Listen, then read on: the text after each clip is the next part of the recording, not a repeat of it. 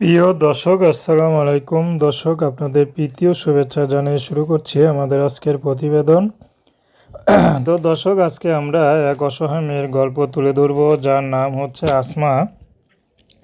আসমার বিয়ে শাদী হয়নি। আসমা অনেক হতদরিদ্র পরিবারের মেয়ে। আসমার শুধু ছোট একটা ভাই আছে আর মা আছে। মা সেলাই মেশিনের কাজ করে।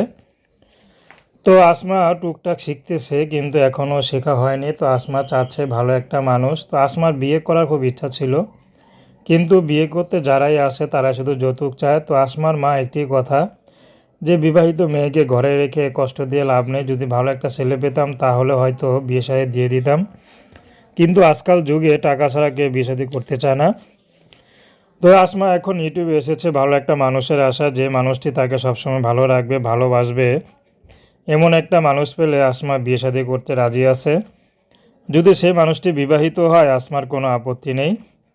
আসমার ব্যক্তিগত কোনো পছন্দ নেই। আসমাকে ভালোবেসে যে কাছে রাখতে পারবে, সে যেমনই হোক আসমা তাকে বিয়ে শাদী করতে রাজি আছে। আসমার পড়াশোনার খুব ইচ্ছা ছিল, কিন্তু পড়তে পারেনি। তো আসমা গ্রামে থাকে। তো আসমা চাচ্ছে গ্রামে কোনো সহজ সরল মানুষ পেলেও বিয়ে করবে। সে যদি প্রবাসে থাকে, আসমা বিয়ে শাদী করতে রাজি আছে। তো প্রেম, ভালোবাসা, সাহায্য, সহযোগিতা, বিয়ে শাদী করা একান্ত আপনাদের ব্যক্তিগত ব্যাপার। আসুন আমরা 5 ওয়াক্ত নামাজ পড়ি, সর্বদা দেশের সেবা করি। আসসালামু আলাইকুম রহমতুল্লাহি আবরকাতুহু।